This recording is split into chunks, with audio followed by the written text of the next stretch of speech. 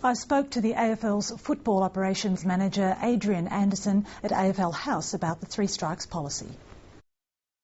Adrian Anderson, welcome to Stateline. Thanks, Josephine. At the end of a tough week with much criticism levelled against the AFL, is any aspect of your illicit drugs policy under review? Not specifically at the moment. I mean, we're due to enter into discussions with the Players Association about renewing the policy at the end of the year. So, look, I'm sure every year we've looked at the policy and seen how we can improve it. We're certainly testing a lot better than we had in the past. We've introduced hair testing, and the club doctor finds out from the start now, from the first test. So we'll look at it again and see what we can improve. But as a result of the criticism, specifically criticism levelled at the secrecy and confidentiality side of things, are you reviewing that at all? Well, we've reviewed that in the past, and you know, the issue is we've spoken to the clubs, to the Players Association about how would you feel about us compulsorily telling someone at the club every time a player tests positive or tests positive twice. And their response to that is that if we don't, it's up to the player to decide. If you don't guarantee the confidentiality to the player, then there will be no policy and there will be no testing out of competition for illicit drugs. Because I think it's very important to remember here that this is a separate policy. The reason why Travis was detected is because AFL players have volunteered to be tested out of competition for illicit drugs, like no other sportsman in the country. But why not inform the clubs and possibly some teammates who may be able to help at the first strike? Because the medical advice we received, and we consulted extensively with medical drug experts throughout the country on this policy, was that the best chance you've got of changing behaviour is providing them with confidential counselling. And what we've seen, Josephine, is that has been extremely successful in that less than a quarter of players now test positive for illicit drugs than when we introduced this policy 5 years ago. Is that partly because many of the players know how to avoid detection? Can I use Ben Cousins as an example, who shaved himself? Well, we've certainly improved the testing. We do 1,500 tests a year, and we've now introduced hair testing over the holiday period, which covers an extended period, the hair testing. So, and we also target recovery sessions a lot more. So our testing's got a lot better. The policy at the end of the day is really about helping people. So if a player does manage to evade detection somehow or another, all he's really doing is cheating himself.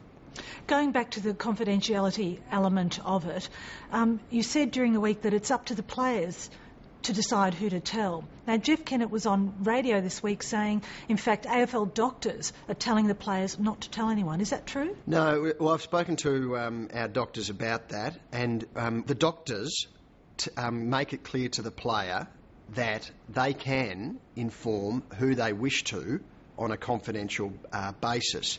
So if a player wishes, and it's very clear from my discussions with our doctors, that if a player wishes to take someone into his confidence, be it family or club, that they may.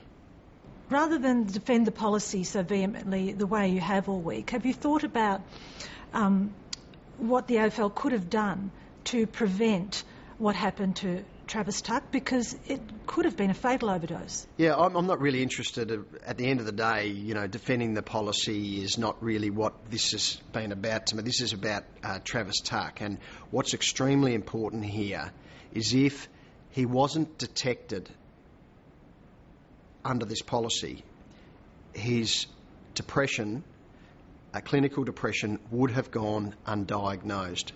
How many players are on two strikes?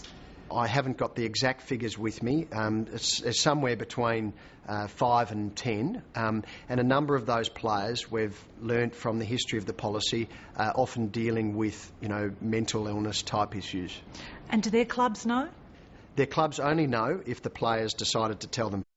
Can you understand the feelings of players, club officials, coach, etc., and support people who, on hearing about a third strike and the overdose, felt a bit let down because they wanted to be able to help the player? Absolutely, I can understand that. I would feel the same way myself.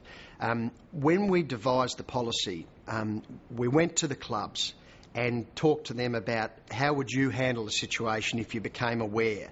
And the responses were very varied. Some would say, yes, we'd provide as much support, counselling, assistance as we could. Others said, we'll get rid of that player.